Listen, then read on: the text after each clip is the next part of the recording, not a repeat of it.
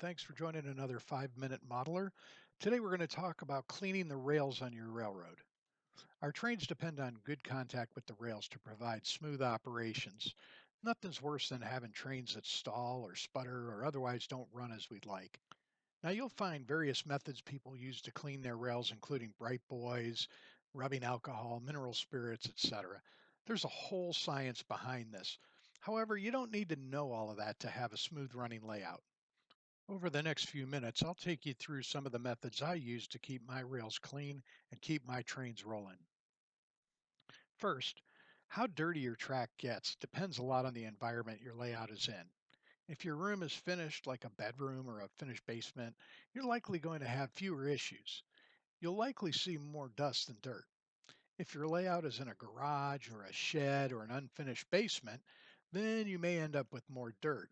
Now, if your layout is in a dirtier than normal place, you might consider covering it with a sheet of light plastic to keep much of the dirt off of it when you're not using it. My preference is the old standby Bright Boy track cleaning tool. It's an abrasive device that looks like an old school ink eraser. In fact, in my earlier days, I would use an ink eraser and they worked pretty well, though they tended to leave crumbs along the rails that I would vacuum up. With the Bright Boy, you simply run it along the rails in a back and forth motion to clean the rail. Some people claim that these leave microscopic scratches in the rails that later collect more dirt. I'm not sure how accurate that is, but I suppose it could be true. That said, I haven't seen a significant increase in dirt on my rails.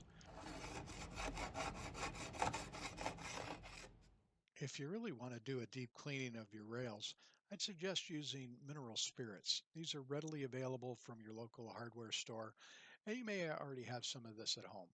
Simply take an old rag or t-shirt moistened with the mineral spirits and rub it along the rails. I don't do this often, maybe once a year or so, as I tend to knock over telephone poles and buildings when I do this. Just make sure the area you're working in is well ventilated.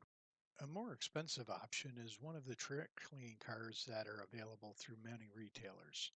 These are a little bit pricey, but they can save you a little bit of time, especially if you have a lot of rail. For a comprehensive study on track cleaning solvents and how and why some things work better than others, see the article published by Joe Fugate from Model Railroad Hobbyist magazine, and I'll link to it in the notes. If you like this video, consider subscribing, liking the video, and clicking the bell icon to be notified of future episodes. Thanks for watching.